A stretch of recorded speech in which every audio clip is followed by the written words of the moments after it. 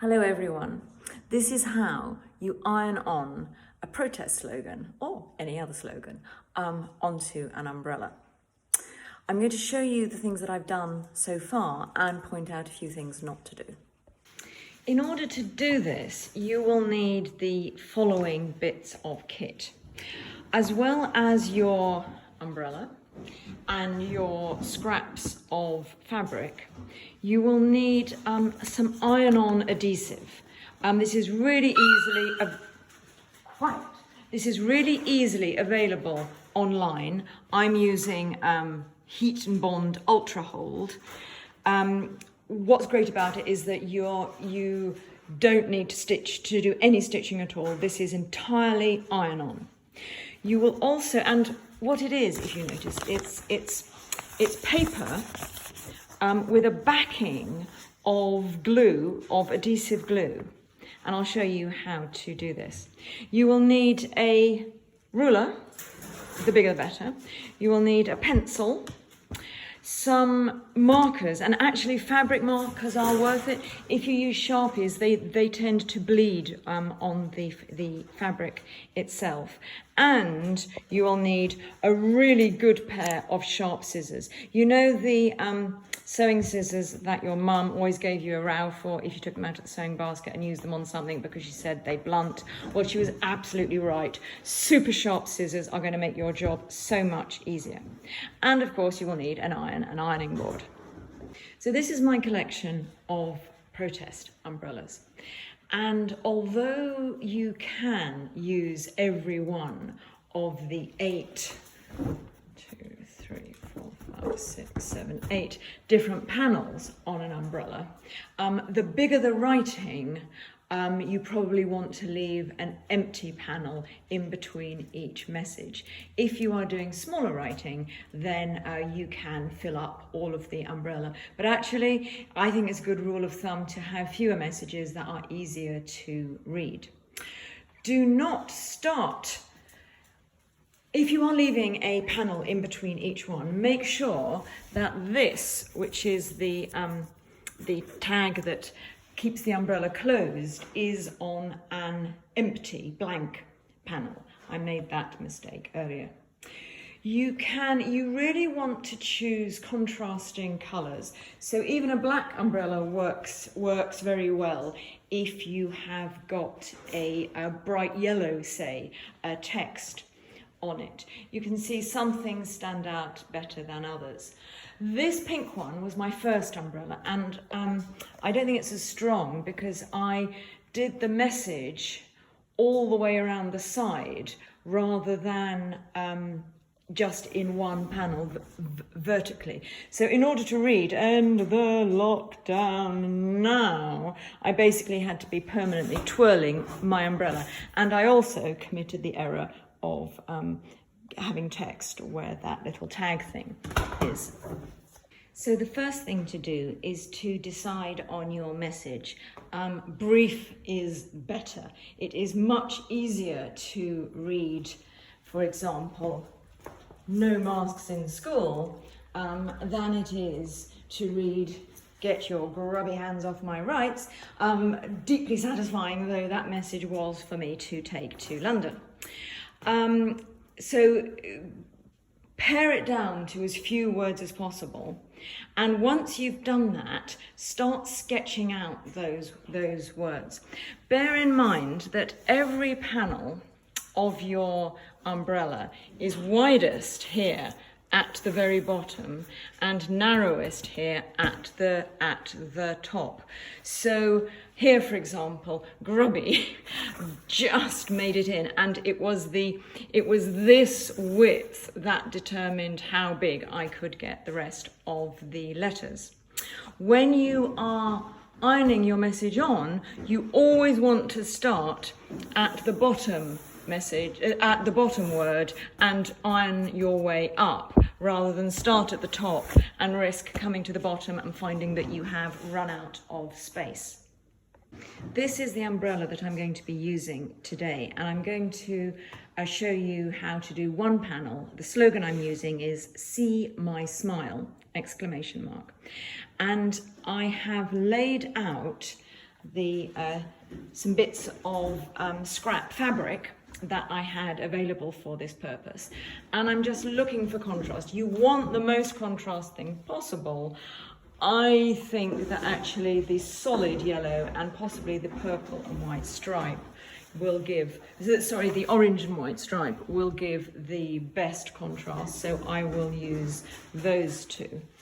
And just in case anyone wonders what the background noise is, this is what is going on in the background with my little delinquent helpers, so you might well hear some yipping.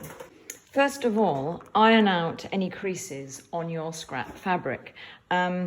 Because with the iron, you can't use the mister function when you're with the glue. I have a separate spray bottle of water, and I've kept my iron completely empty of any water. So you lay your scrap fabric face down on the ironing board. If it has an upside and a downside, you lay it face down on the ironing board, and then you take the your iron-on adhesive and you peel any of the plastic bit off. The adhesive side is really obvious. The paper side is smooth, the iron side is bobbly. And you put the iron side, the bobbly glue side, face down against the back of the fabric. And you just check that it will indeed that you have got it in the right spot. And then you just run your iron quite firmly. There are always instructions on the Unibond, and I always tend to iron more than they say, just to make sure that you've got a thorough seal over the whole of the fabric. And I'm just going to shift that up to here and do the bottom bit, trying to avoid any creases, which I can tell you, while filming this with one hand, trying to avoid creasing is a bit tricky. Right, I'm going to switch off and just make sure that I've ironed it properly. Right, this is why you should never do this ironing with one hand. You really need to be making sure that the fabric is smooth. Now I can still use this because I will work around it, but you really want to avoid that, so that you just have this smooth bit of fabric with the adhesive on the back. And I have in fact ironed the adhesive onto this other bit of scrap fabric, and I'll be using this. You can switch the iron off now. You won't be needing it. Now we're going to draw the letters onto the fabric. Now you want to draw your guidelines before you draw the letters. Well, I do. I'm sure some great artists can do this freehand. I can't. Choosing stripy fabric is actually a bit of a help, although be aware there is always a bit of a wobble on the fabric when you've ironed the adhesive on. Never start right at the top, because your adhesive doesn't go all the way to the top. Voice of experience, unfortunately. So make sure that you don't start your guidelines until well under where the glue bit is on the back. So you draw your guidelines across in pencil, and you've got to do them quite hard in order to be able to see them. Now, how deep you make your letters depends on your message, but in general, for legibility, anything in between 2 and 3 inches. So for this message, I'm going to say, right, here we are, but that would be 2. I'm going to say, see my smile, it's not that big a message, so I can afford to make the letters a bit bigger. And there is one set of guidelines. Then I leave a bit of a gap, and I'll do my next set, because I think I'll need 2 lines of this, there we are. Come down 3 inches, roughly more. It's not an exact science, really. This is very forgiving.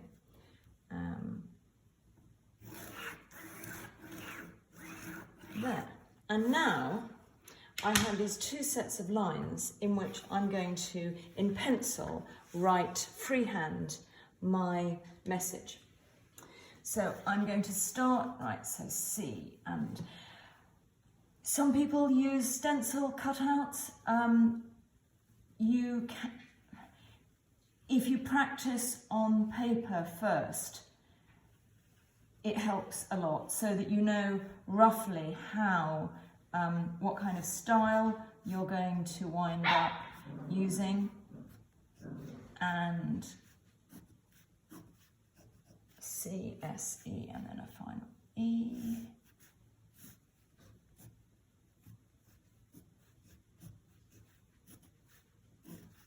C, and then the M of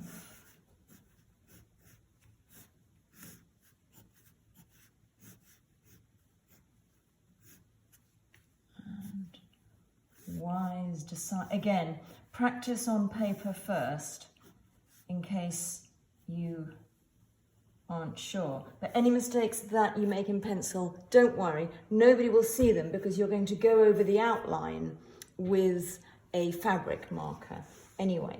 And I'll just show you how I'm going to do that. Now, the umbrella is purple. This is a kind of an orange. What's going to stand out against that? Maybe, I don't know, maybe a pink or a blue, or green. Green might actually. Right, so let's see. So what I'm going to do here is once I've got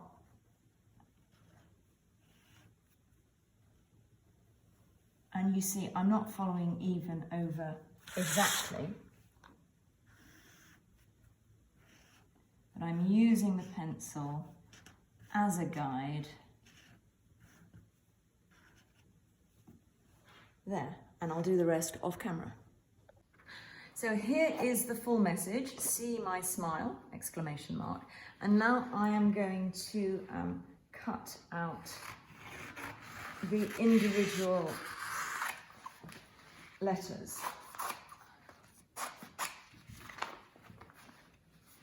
I'm going around the outside of the green marker so that that will come across very nicely in the against the umbrella.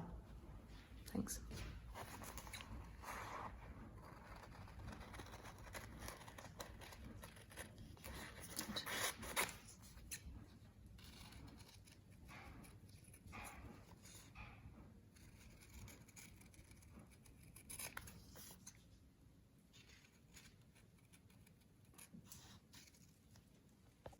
So here are the letters all cut out, and now is the time to switch the iron back on.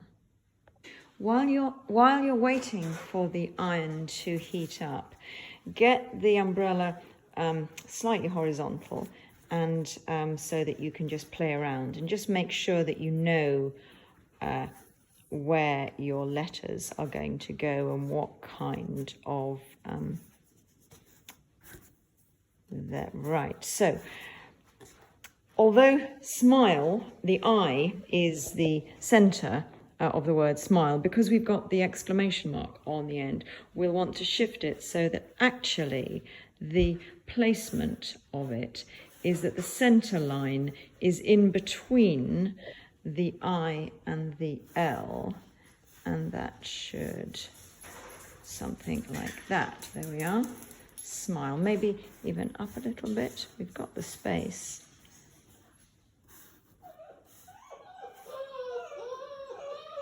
Yeah, smile, and then the my will go there, and the C, yeah, see my smile. That is looking great. Now again, while the iron is heating up, I am going to peel the backing off each one of the individual letters.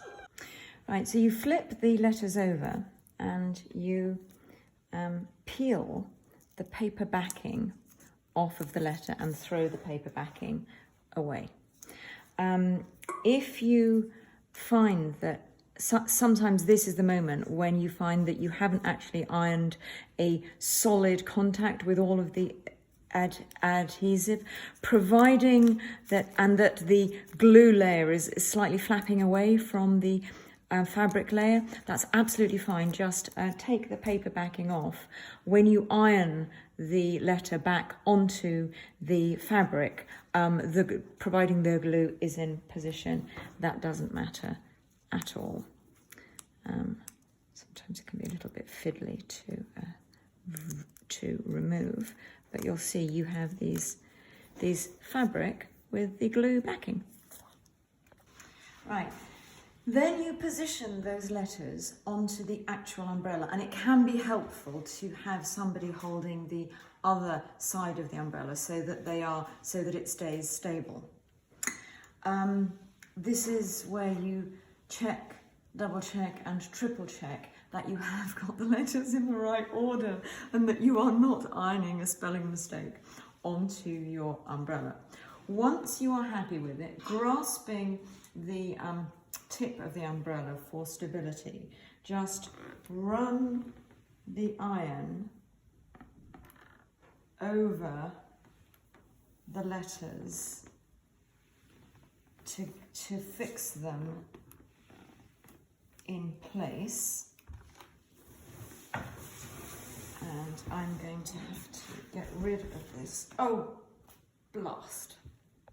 Right.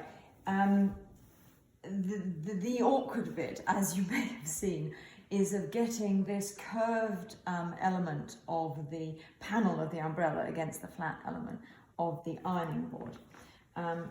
And once you have the letters in place, one word at a time, the iron does need to be quite hot in order to do this. And modern irons very often, in an attempt to protect you, if you don't use them for a little bit, switch themselves off. So really spend time making sure that all of the edges of the fabric are, especially the corners, are stuck on. And they are. Right, I'll now add my... see my smile again, always checking, because it is incredibly easy to absent-mindedly get something in the wrong position. There.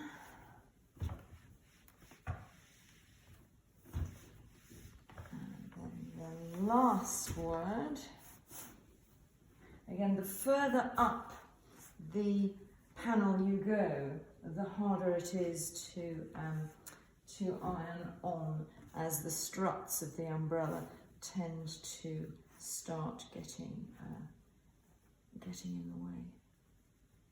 Let's see my smile. And again, one.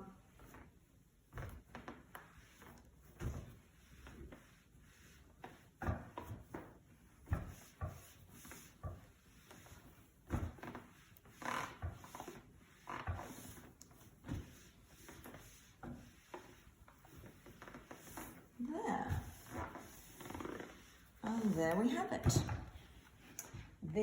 I should say, I checked beforehand that this is a blank, this is for a message, this is a blank, here is the message. It's very easy to forget that bit. And here we have the first panel on the protest umbrella. Have great fun making your own. And these ones are destined for Hollywood. So I'm not going to be there next week, I'll be there the following week. All power to you. Let's work at getting our kids out of masks.